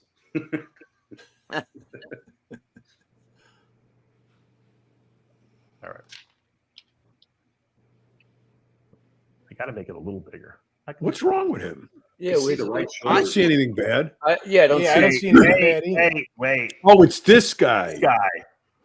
Oh, That's horrible. The guy on the right looks pretty good. He's shredded. What the fuck? Wait, let's see. Is he doing the double? What? Oh, That's insane. Those arms. Yeah. Even his legs are shot up. Wow. He missed his lats. He missed his lats. Yeah, you're right. He did. He could have put a gallon or two in each lat. He did his legs and his bicep. Sadly enough, his triceps too. Top 5. Yeah, his tricep too. He made him look. He made himself look unproportional. Yeah, but that's mineral oil, isn't it? I'm shocked people would get on stage looking like that. You know, I'm not at all. That's the same group that expects a trophy just for showing up. Where's the disconnect? Where's the disconnect when you look in the mirror and it's there? It's like that girl. What's her name? Sunny, whatever, with the doctor with the fake ass. Yeah. I mean, her ass is fucking fake. Now, it doesn't mean there's an implant in there. She could have had a Brazilian butt lift. She could have, if she's thinking that, you know, I'm going to pass the X-ray or the ultrasound or whatever. There's fat in there. There's no way that ass has not been enhanced. And standing up on stage and insisting that it's from doing squats, you think everybody's as fucking dumb as you, and that's a really bad assumption to make. It's funny. She posted a picture on Instagram the other day. She's like, me and my hubby at dinner, and everybody's like, "You're married?" They're like, "When did you get married?" Because she's had this boyfriend that was for years, and then, you know, she doesn't act like she's married, but yeah, she's married. Her husband's like, he has red hair. And he's like almost 7 feet tall, but yeah, she's been married for like 3 years and 10. But Armand, Johnny Bravo did a show with her, and her ex-boyfriend contacted me and John and Nick Trigilli, and he kept wanting us to do stories on her. I said I can make a video. I mean, I think I made a video on her on TikTok, but this Johnny Bravo believes her, really hates her, and you know they were together. Sorry, there's nothing nice about that. I know. Johnny Bravo defends. Is his fitness a bikini? He believes her. He really believes her. Wellness. I don't see how anyone can say this. Because he doesn't take apart the story. She tried to prove that there's nothing in there by getting an MRI or an ultrasound or whatever. Right. And that if you get a fat transfer that doesn't show up on a MRI or a that's silicone. No, you can see. No, you investigate Brazilian butt lift and see how they do it with fat transfers. When she walks, the butt moves the other way. She walks this way, it goes like because it's filled up with fat. Yes, it's filled up. It's from the side. Watch how she walks. Her muscles or something else. Know what it was because there's shit in there. See, it's moving. What did you do? Jesus. It's probably PMMA. Same stuff in her lips, you think? That's the same silicone.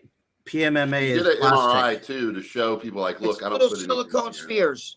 I wouldn't go near that ass. Silicone. It's not. Give me silicone. It's plastic. Oh, that's so gross. It's horrible. So did she do something? Wait, Larry. What are you saying? It is. It's plastic. Yeah. Oh, plastic. What do you mean plastic? It's an That's injectable plastic. That's what Rich Piano was putting in his all over his body. It was PMMA. It's plastic. It's plastic that they shoot into the muscle, and it actually bonds to the muscle, so you can't remove it. It doesn't absorb. It doesn't dissipate. It's just there permanently. Yeah. Larry, I thought PMMA was silicone spheres. No, it's plastic. It's literally plastic. But aren't they tiny little spheres? Almost like like little beads. And they put it in the muscle, and it bonds to the muscle like glue. So it won't show on any type of test. But what's the other use for it? Is it just for we talked bodies? about this before, about Rich's bicep. We talked to the whole Hey, there's that girl right here on Joe Pietro's new Muscle Sport mag. That's her right there. Yeah. Yeah. See, look at that. It's detached from the body. Yeah. That line is really obvious. Yeah.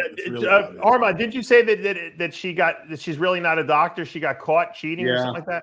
Yeah, I did a video on TikTok. I don't remember all the details because her boyfriend kept contacting you, wanting to do videos. John Romano, right? John. And so I did a couple of videos. Hold on on, her. Greg. Let him talk.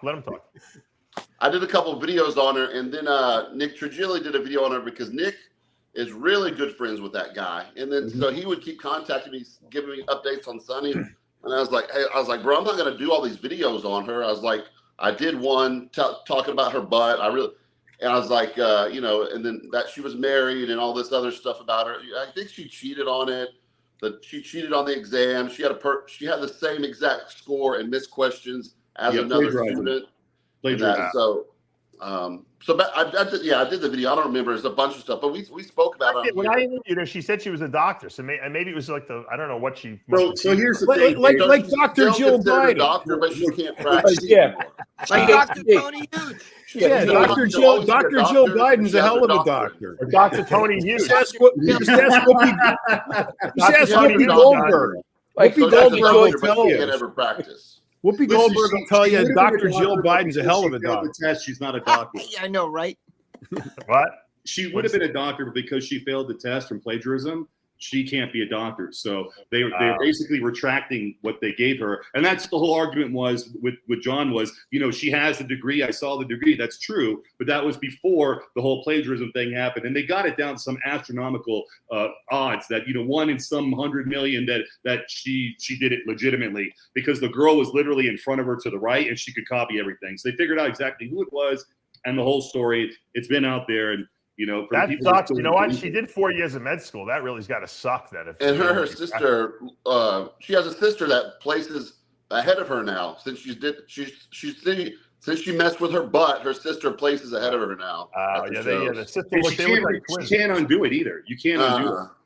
Just like Larry said, it's permanent. Because her boyfriend was like, she doesn't change. Yeah. There was a Brazilian talk show host who had that injected into her butt, and her body rejected it, and they had to surgically remove the actual muscle all through her glutes and her hamstrings. Did she get a prosthetic butt? She was in the hospital for almost a year and almost died. I heard of that one. There's pictures like big chunks they had to take because you can't take that stuff out. Tissue out. There's these groups of girls in the hood. They call and they throw these things called shot parties, and somebody comes with a big 55-gallon drum full of motor oil and a big syringe, and these girls line up and bend over and get their fucking ass cheeks filled up with goop. And they do it in like a hotel room or somebody's apartment, and they have like a fucking party where they like come over and get their asses, the shot girls.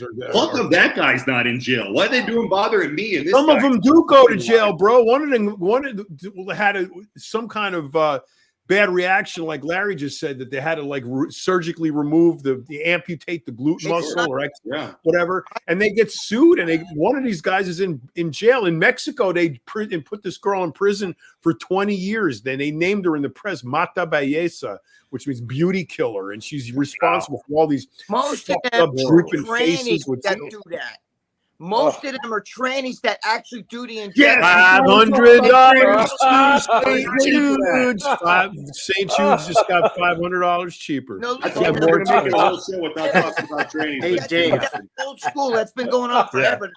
It's a tranny, usually some old tranny that's been around fucking, she's like fucking 60s. And she comes with a gallon jug of like industrial grade silicone, and she shoots these girls in the ass, and then they close it up with a super glue. Crazy. With super glue. Exactly right. Exactly right. It up with super glue, and then sometimes girls drop dead right there because they right there. Shock. Yeah, shock. Toxic shock syndrome. Shock right away. Yep. What is silicone used for anyway? Besides putting in the body, what is the application? Is it not supposed to be put in the body, bro? Yeah, it's saying. It's a lubricant. No, it's caulking. That's right, it's a lubricant. Yeah, it's let Larry say something. Hold on. Pull up the picture of Rich Piana's last competition that he did. It was a Mr. California. Yeah. The very last one he ever did. You could probably Google it, it'll come up. He came to me like 2 weeks before that competition, and he wanted me to help him prep for the competition. And he showed me his arm, and it was like 24 inches. And I said to him, "What's in your arm?" And he said, "Just site injections." I said, "Come on, man, this is me. I can see it. Your arm is like, it's one big mass. There's no separation between your bicep and your tricep. It doesn't change shape when you flex it. It's just the same, whether it's hanging at your side or when you put it up." Oh, wow. It was just, and it was PMMA. And if you look at the pictures of his last competition, you can see it's just like this big mass. And I'm trying to find it. I can't really find it. But his arms look like that all the time. I mean, later in his career. Yeah, but this is when he got famous, when he got really super huge. He started doing when he started. How does Big Frank do it? Frank who? Big Frank. Budaluski. Oh, I don't know. He was one of the disciples, the 5%ers. His arms are like 26 inches. Probably the same shit. I gotta tell you something. I don't know. Dave, there's that Russian dude. You know that Russian dude that's super huge? He's like 400 pounds, Gulag or something that. Yeah. Yeah. Well, if you look at him, actually, if you ever see him in person, I've seen him in an expo. His arms, they're all lumpy. They got like little lumps sticking out all over them. Somehow you don't see it in videos. But he wanted to be rich. He even told him, I want to be just like you. Yeah. But you can see like the stuff sticking out in different weird places. Dave, let me tell you. I'm paranoid about like getting like a tattoo, thinking the ink is going to poison me. These guys are injecting like fucking oil from Home Depot into themselves. Those girls inject industrial grade silicone. Oh my God. Industrial grade. And the one in Mexico that went to prison did motor oil. It was fucking motor oil. No, John, seriously, are you? Yes. Motor oil. Yeah, the Brazilians died. The Brazilians inject motor oil into their arms. What show though in Brazil though when they were doing the arms, the guys? The plaque logic behind motor oil? Hold on, guys, one at a time. What's the plaque logic behind motor oil? When they were doing the motor oil special, but it was about the Brazilian guys' arms. When the guy, all the guys out there that have the really crazy arms. Yeah. And they were saying how they did it, but they were using mineral oil. So they would get all this mineral oil and use like 100 ml syringe and do it all at one time. I can see that, but what's with the motor oil? John Romano, please explain that. It's no get motor what you oil. can get. We're talking about a third world country. They just get whatever's available. I'm just saying, right? Exactly. Larry's exactly right. They take whatever's available and they use that. But I would imagine you would die from petroleum if you injected in your system. Like, period, you would die. They do die. Motor oil because you would die right away. But it's whatever they can get. Did you ever see? There's a YouTube video of that guy dead. He's getting an autopsy done. And they lay out his arm and they cut his bicep open and the oil just starts leaking out all over the place. It looks like yellow cottage cheese. Yeah. Listen, I want to tell you guys something. This was told to me by Bob Gruskin, okay, who was, I don't know if you guys know who he is, but Dave, I'm sure you know. Everyone knows who Bob is, All right. Bob Gruskin used to swore that Schwarzenegger had silicone in his calves because he had no calves. And then in 1 year, all of a sudden, boom, he had giant calves. Now, back in the 60s, they used to do injections. Girls went with tits. Girls didn't get breast implants. They got injections. I'm not saying that that's true. I don't know if I believe that. but it was told to me by Bob Gruskin, who knows his shit, and he swore. He had to be young though, because his calves were big at 16 years old. He swore to me that's why his calves never shrink, and his calves are always the same size, even when he loses weight and everything. That his calves are big, and he said that when Schwarzenegger first started competing, even winning Mr. Universe, he had 0 calves, no calves at all, and then in 1 year's time, he had monster calves. What do you think about Flex? Flex did the same thing. Flex Wheeler did the same thing. Yeah, but this was injections. Those guys got implants. Just like Ferrigno got implants. No. But I think Flex. I think those guys were just shooting their calves up with But the thing is, back in the 1960s, when women, when models would have big boobs, they would get it injected. Implants weren't a thing yet. Silicone. So what Gruskin told me, that he had silicone injected in his calves. Now, I'm not saying that that's true. I mean, I try to give everybody benefit of the doubt because I'm gullible. I believe the Liver King was natural at one time. I believe because he's not big. The Liver King is small. He's not big. He's got 16-inch arms that they're ripped, but you know what I mean. And I believe that Mike O'Hearn is natural. I give I'm gullible. All I'm saying is I'm gullible. So I give Arnold the benefit of the doubt, but I am telling you, it was Gruskin who told me that. Yeah, Bob Gruskin is a biochemist. He used to train all the guys. He also worked with Arnold. I mean, Bob Gruskin could have been bigger than he was. I mean, he decided to not, he was in with Joe Weider for the longest time in the 60s, but he didn't like a lot of shit. He kind of went his own way, Bob Gruskin. Does anyone believe that it was Arnold's shocking technique that did it, or does everyone think that? Well, he went from having no calves. Even I thought he had calf implants, but you might be right. Because Gruskin told me it was injections. It was not implants. He said because back when he got them, that was big. They used to take a girl's tits and they would inject it, and it would just fill the tits out.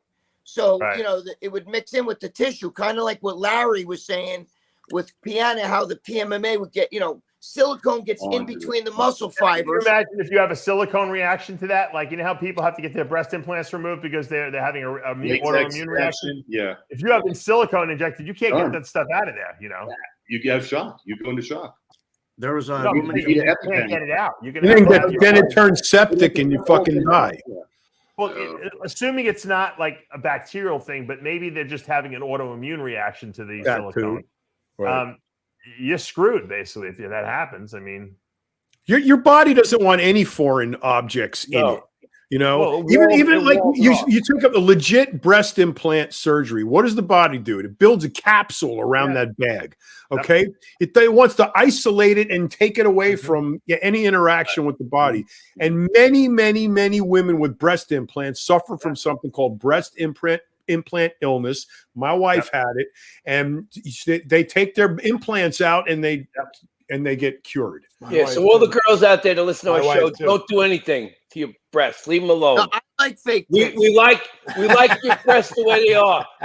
Well, no, the fake ones are fun too for a while. I like them. You got to be willing to hand them back at some point. The price people pay for vanity. The price is their life. The price you pay for vanity is your life. To some degree, even with bodybuilding, right? Bodybuilders, we take it to a certain point, and there's some like Piana and the others that have passed away. They took vanity to the point where it consumed their mentality. That's why they're not role models. And it becomes dangerous. No, that's why they're dead, Georgie. That's why they're dead. Well, that's what I'm saying. That's why they're not supposed to idolize. Idolize someone like that. From breast implants. I mean, if any of you guys went through what me and Dave went through, you'd figure out don't fuck around with anything because that sucks. Yeah. That sucks. Even Dave Frankie. Give good advice, and then you got, unfortunately, rest in peace, Boston, who didn't really listen and went on his own way. And then that's like the Pied Piper of steroids, leading people, the youth, down a very negative road. Absolutely. Speaking of, I'm glad you brought Boston Lloyd up because I'm good friends with his mom. And Marie is financing a documentary about Boston. So to put the message out there, and what we're going to do is we're going to do a show. She's going to pull some of the best clips of outrageous stuff he said, and I want to get you guys to react to it on a TV show. So I'll play the clip, and we'll all react to the clip. How's your wife doing, Ariana? I just got interviewed for it. Yeah. They know you very well, obviously, because you were in that area when Boston was younger. And this, but this documentary is going to be great because it's they're not trying to hide anything. They're trying to say, hey, Boston himself said he was addicted to steroids, and it's sad that we lost him. But if I think the message is important to put out there, because he was completely transparent about everything. He did not hold back anything. He didn't try to sugarcoat what he was doing. He said, "This is what I'm doing," and it's crazy because he was so brutally honest about it and radically honest about it. But I want to get everyone's opinion because they'll probably clip some of those opinions and use them for the documentary. How did he die? What did he die from? Well, he actually died of an aortic aneurysm that ruptured, kind of like what I had, an aneurysm, but his dissected in the gym. But he was taking a lot of stimulants. His blood pressure wasn't controlled, and so. But he was already on dialysis before that happened, and he was on his way out. No, he didn't go to dialysis yet.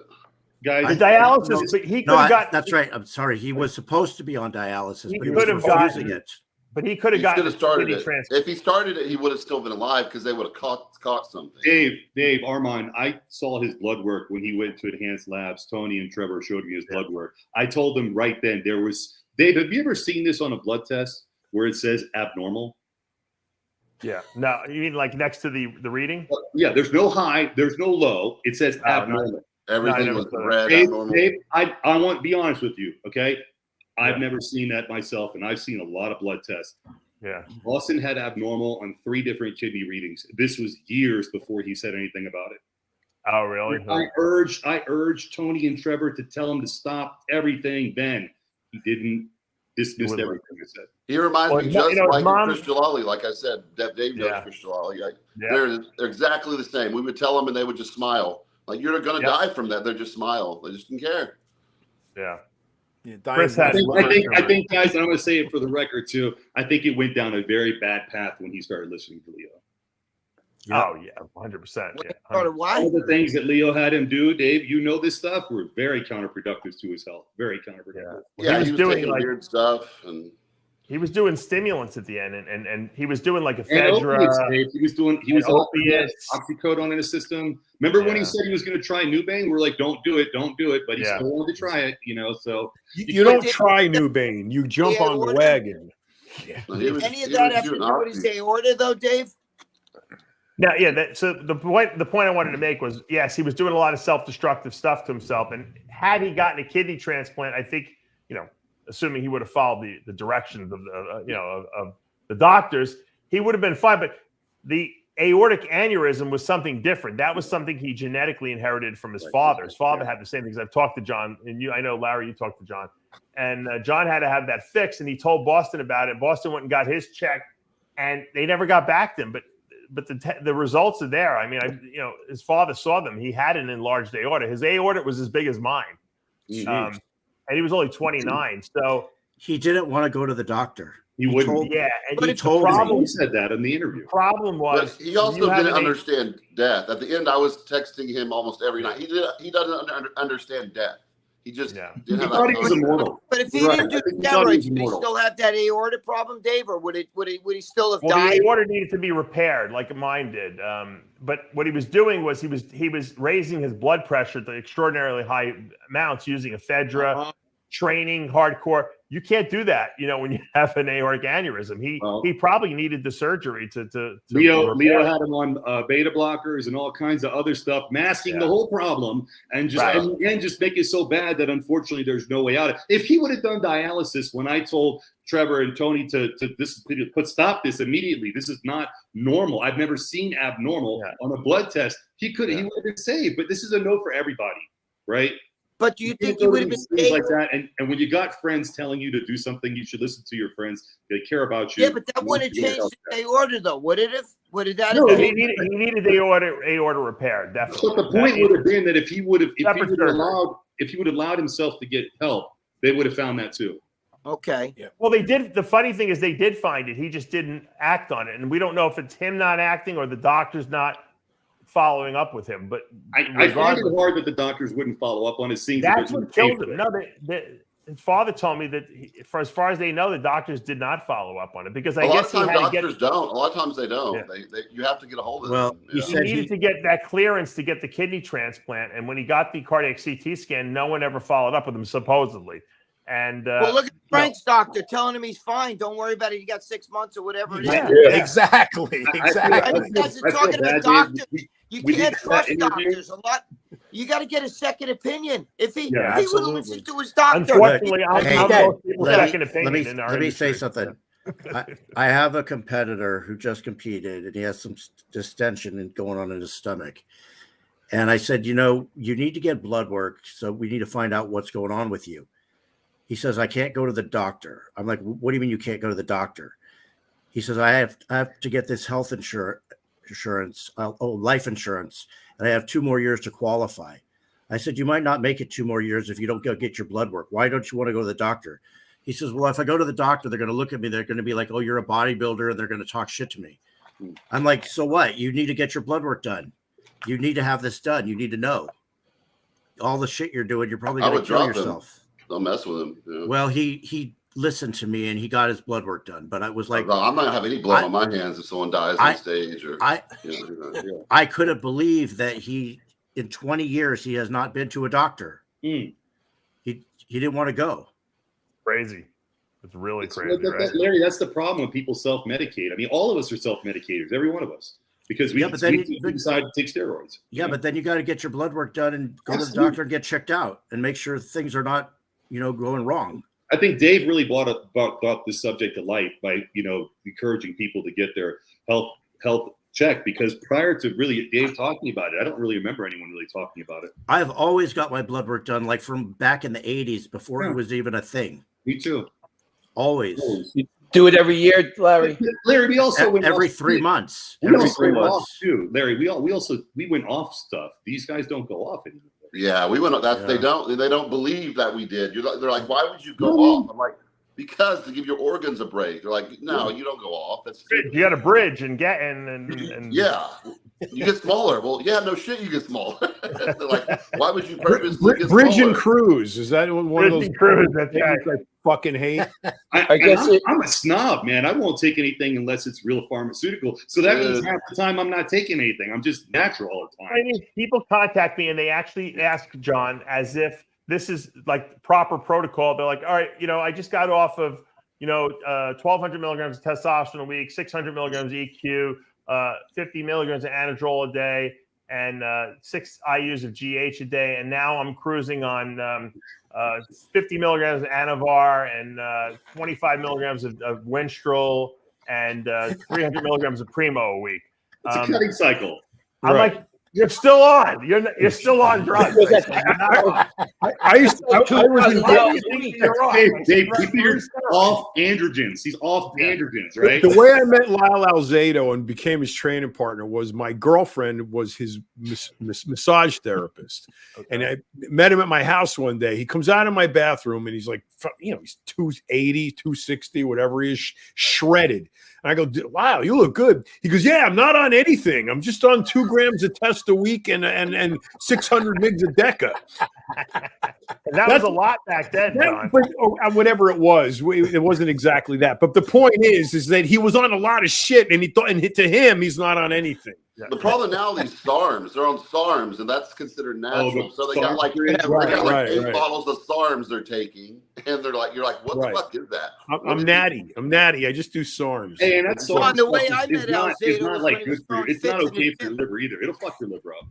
Yeah, all these weird SARMs they take. That's probably worse for you than the steroids. It's all toxic. Especially with SARMs, you don't even know the quality control. We don't even really know what's in it, honestly. No, we know almost nothing about SARMs, and people are taking them like they're mother's milk. Yeah, Captain Tony Hughes loves that. Yep. Captain that whole thing. Is that pills? Are they pills or are they injectables? Oh, there goes Georgie looking for powder again. Most informed guy in the show, yeah. There's a SARM s'mores cookie coming out. Pills. The rad cookie. You know what I realized? He's got peptide pretzels coming out. I never understood. Where do you see what's coming, Bo? Your mind will be blown away. Dave, what's up, Dave? Can you hear me? Yeah. I never understood why people took pro hormones because they're so dirty, they're toxic. There's a lot of side effects, but yet people were buying these things by the drove. And I'm like, why don't you just use real anabolics? Because you're talking about androstenedione and all that shit. I'm talking about the real. They had the Haladrol when Kaspari was selling that, and there was testosterone. M1T. Yeah, there was a lot. There's a million of them. But the point is that people will buy what's readily available. They could just go online and just buy it. Like if I'm a bodybuilder and I'm researching, I'm going to be like, if I'm going to go take that next route and do a hormone, I want whatever's going to work the best with the least side effects. But most people just go with whatever's the most convenient. Oh, I hear this stuff is awesome. They don't even think, hey, it's the most toxic thing you can use. You're going to get a million side effects. All they know is they can put their credit card in and they can buy it from this website. And that's what's going on with Sarms. Sarms are still sold almost like peptides are on peptide websites. No, you know what it is, Dave? But they were. No, you know what it is, Dave? It's guys are pussies. Wait, no, hold on. Guys are pussies, and guys don't want to do injections. What about that? Some of them very small, Greg. Most of them just can't get it. You know how many guys don't want to fucking I just want to take pills, even with juice, dude. I'll take a D-ball or an Anadrol. I don't want to take a fucking injection. Greg's Am I right right. or wrong? You know how many Greg guys is don't right. want to get Greg stuck is in right. pills? They're hiding it from their parents. There's some of that, but a lot of people just, if it's sold in a vitamin store, they're like, well, it's okay. It's sold in the store. It must be okay. Mark McGuire. Remember when GHB was sold in? Yep, GHB used to be at the vitamin store. It used to be. Yes, it was great. and then we were buying Rejuve at the vitamin Rejuvenate, store. right? Yeah. Hey guys, what about hot stuff in the 80s? Oh, yeah. That's Firewater. There's real Dianabol in those. Hot stuff had big methyl testosterone in it. That's what Right? it had. Dave? Was that what it was? Frank's right. It was methyl. I don't know if you guys remember. For a while, I had my second incarnation of Lipolyze had T2 in it. Now, T2 was a metabolite of T3, and it was the actually fat burning component of it, and it was legal. It was legal to sell, and I sold it for about maybe 2 years, and just as it was starting to sell it, people realized it worked. And I was selling a ton of it. Of course, they made it illegal, and I had to remove it. But yeah, that was sold legally for a long time. So yeah, you remember that kid we had on Dave D-Tran? Remember we had him on? Yes, yeah. And you're asking him why he takes, because he's like had his DECA only cycle. That he was taking 2 grams. Right. And you're like, why does it work? Well, I don't know. It just works because all the kids listen to him. And now he's like, because I told him, I preach test is best. There's nothing better than testosterone. If you can't get big on testosterone, there's a problem. So that's true. Now he's telling everybody you got to take 2 to 3 grams of test. Oh test work. You know what? I'm getting this. Are you guys getting this a lot? I'm getting this from all the young kids in the gym. I read online. This online. They all studied. They're all coming to me and they're like, I'm expert. I read this online.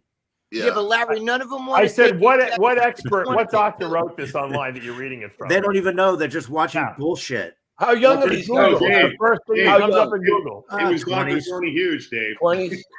Yeah, 20s. Just go to Titan Medical, our advertiser. Well, Titan Medical. No, they don't want to. They don't want to do that because then they don't want to go to a doctor. Why? It's cheaper. Because whenever people give me bro science, I'm always like, explain to me why. Explain to me why Winstrol dries out your joints. Bullshit. You know. Explain to me why DECA does that. Explain to me. No one can explain it to me. They just like, I read it. I'm like, well, then why are you believing it if there's no scientific explanation for it? I said, do you ever think that the only people who really use Winstrol are people who are 6 weeks out from a show and with zero body fat and they're on low carbs, so they're dehydrated? Maybe that's why their joints feel dried out and why they're sore. What about what mechanism does Winstrol cause sore joints? I don't know. Yeah, no, there is actually something to DHTs that they lower. But it's not a DHT compound anymore. It was derived from DHT, but it's not DHT anymore. Yeah, but it is a DHT derivative, and DHT derivatives lower estrogen. And when you lower estrogen, it dries you out. But what mechanism does it lower estrogen by? It does. By what mechanism? Tell me. Explain it to me. It acts as an anti-estrogen. You can, if you but it's not DHT. But it's not DHT. But it's DHC derivative. You can take But like you know what? You know how they make and a testosterone? They make testosterone from sarsaparilla root. But if you take sarsaparilla root as a supplement, you don't raise your testosterone in your body. Right. Because No, it's got to be altered. If you take Masteron and you go get your blood work done, you'll see it'll lower your estrogen. Masteron has made for that.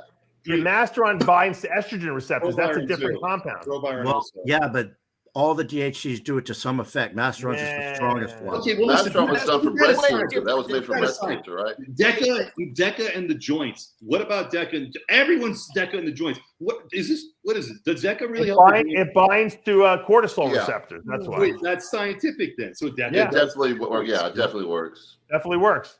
Mm-hmm. I don't really take Deca, so I would never know. I'm a guy that you got to tell me why. If you could explain the scientific mechanism, then I'm sold on it. But when I hear like old wives' tales, bro science out there, I'm like, it doesn't mean it bounces off me because there's no explanation for it. That's Momo science. That's right. Yeah. Dude, all the kids in the gym are always asking about orals. They only want orals because they're scared of needles. They don't want their parents to find out. They don't want their girlfriends to know. And how many guys I know that I actually have to give shots to because they don't want their girl or wife to know. That's the craziest thing. I've never met a girl that was not okay with my steroid use. I'm like, if some girl is not okay with my steroid, I've never met one. You wouldn't date a girl that's not down. I would be like, it's weird. I'm like, you're gonna let some girl tell you you can't take steroids? Hey, like, I don't want to know. It now, though. Everyone's on something now. Everybody. I had a training client. You say this right now on here, and they're like, yeah, but my girlfriend will leave me, and my wife will leave me. I swear to God, there's guys watching right now that they fucking have no nutsack. They're scared for their girl to know they're on shit. They don't want to go. What's that? There's simps, bro. Dude, they don't want nobody to know they're on it. They don't want anybody to know they're on the babanya. They lie. You know what I'm saying? I have a friend who puts a eugenics bottle on his fucking, on his counter so his wife. I have a training client. He's an NPC judge, and he's a master's competitor, and he owns his own company, and he hides his shit from his wife in his office, and he goes early in the morning to take it because he doesn't want her to know. That's a pussy. And it's been going on for years, and I don't get it. She probably knows. That's the funny thing. She probably completely knows. I agree. Dude, swapping shit for estrogen. Fuck that shit. If you can't tell your girl, if you're scared that your girl's gonna leave you because you're on babanya, fuck that. I know. There's so many guys like that. It's so weird. I'm like, just have her take Anavar, and she'll like it, and then she can't say anything. I mean, it's not like it's Viagra. I mean, maybe you might want to hide that, but no, give the Viagra to the girl. You know what? Yeah. Put a girl on Viagra. Tell your girl, listen, you're gonna bitch about me taking Viagra here. Watch her fucking clit get like this, and you can gnaw on that shit. Sounds like you tried it. Since we got the whack pack and we're on the subject, I'm going to ask something, right? If you're on gear, you guys on gear, let's say you're on trend, you're loaded to the gills, right? And you ejaculate in a girl's either butt or her mouth, will she get pimples from it? What? No. Are you kidding me? Dude, I fuck my girl in the ass all the time. She ain't got no zits. She didn't get any androgenic boost from it? Wait, dude, I'll blow my load in her ass and then eat it out. No. I'm doing this for Dave. Look at Dave. You got to leave it in there, Greg. You're not supposed to eat it out. Wait, isn't that gay? No, it's my own cum. Is that gay? No, it's my own. Oh my God. It's like picking your nose and eating it. It's okay. But it's got trim in it. and on that depraved note, I think we need to end the show now.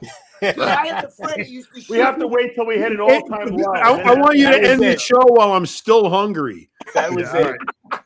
But Dave never told us the rest of the Bob Chick story. 2 hours we made it today, guys. 2 hours. John, you can come here and eat my fucking girl's ass. You can eat my load out of it. That's it. I'm not write a eating. book about that, Greg. A little children's book about that. About Jam in a can. Dude, let me tell you. Jam in the can, You felching my girl. You can do that. Well, we're going to finish off with thank something, Roger Dave? Stone for dropping by today and giving us his brilliant insights into the political scene here in the United States. Thank you, Emil Live, for making that happen. I want to thank Frank Matassa for stopping by. Frank, I'm glad Frankie. you're doing better. You're feeling good. It was good to see you guys. Yeah, good to see you too. My Frankie. pleasure. It was good to see everybody. Yeah. All right, brothers. Guys, thanks for all your great insights into butt implants, boob injections, anal sex, and everything else we talked about today. Hey, get Don Solomon on it. And Greg, don't forget to send your donation of $500 to St. Jude. That's right. You got to bring up trannies. That's right. Yeah. Right. Hey, You brought listen, up you all got to trannies. eat ass. You got to eat the ass. This is the best show on the internet, guys. This is the best show on the internet. And you know And what? on that note, It's awesome. I love it. It's I'm Jimmy the Dave Bull. Palumbo for the entire Whack Pack. We'll see you next week. Jimmy the